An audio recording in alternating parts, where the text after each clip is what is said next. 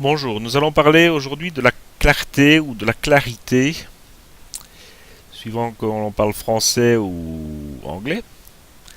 Alors la clarté, qu'est-ce que c'est? Si je pousse mon curseur clarté, qu'est-ce que je vois? Alors, on voit que des tons qui étaient déjà sombres deviennent plus sombres et que des tons clairs deviennent encore plus clairs. Alors, ça rappelle un fonctionnement du contraste, mais regardons bien ce que le contraste va faire. Si je pousse le contraste, voilà ce que le contraste donne. Si je pousse la clarté, voilà ce que la clarté donne. Si nous regardons au niveau de l'histogramme, si je pousse le contraste, je vois que les zones plus foncées deviennent encore plus foncées et que les zones claires deviennent plus claires.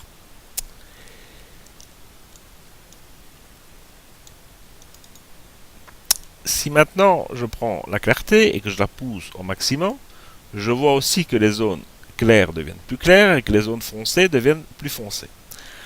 Alors, où est la différence entre le contraste et la clarté? La clarté se joue au niveau totalement local.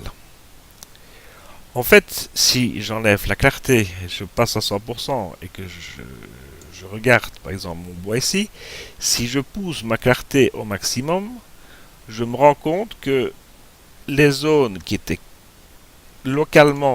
foncées deviennent encore plus foncées et que les zones claires deviennent encore plus claires, mais de manière locale. C'est une différence de,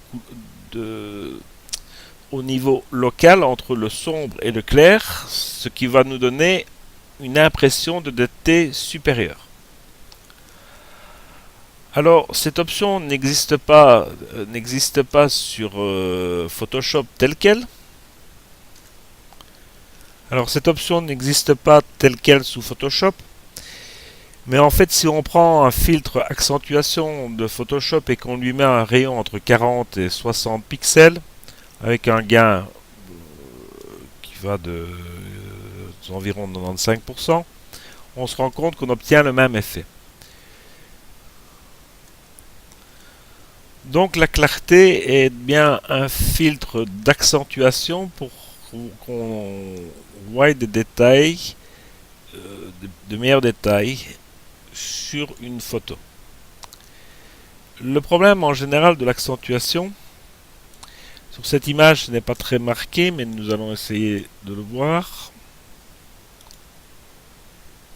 c'est que si on pousse la clarté au maximum, nous pouvons avoir des liserés blancs ou des choses du genre qui apparaissent. En général sur les bords ici. Donc on commence ici déjà à avoir légèrement un liseré blanc. C'est vrai que sur cette photo-ci ce n'est pas très visible, mais c'est souvent le problème de la clarté. Donc si on met de la clarté en général, on va se limiter sous Lightroom à 10, 20 maximum. Donc ça nous permet de retrouver du détail dans la matière vu qu'on fait un contraste entre les zones claires et les zones foncées, mais de manière locale, sans avoir ce problème de parfois de halo blanc qui apparaît. Alors, on peut parfois, je vais essayer de le faire apparaître, mais c'est pas toujours évident. Évidemment, quand on le cherche, on ne l'a pas. Je vais prendre une autre image. Si je pousse ici la clarté et qu'on met du contraste, on se rend compte par exemple que je vais enlever le contraste pour que vous le voyez. Si on pousse le contraste, autour de l'arbre ici, on a des zones plus sombres qui apparaissent.